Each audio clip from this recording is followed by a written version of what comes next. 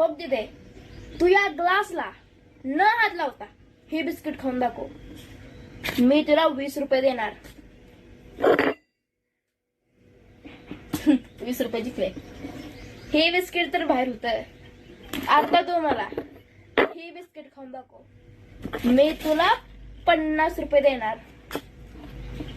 हे बिस्किट जर ह्या ग्लास मध्ये ठेव.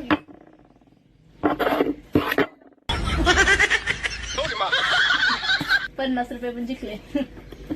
माझ्यासोबत धोका.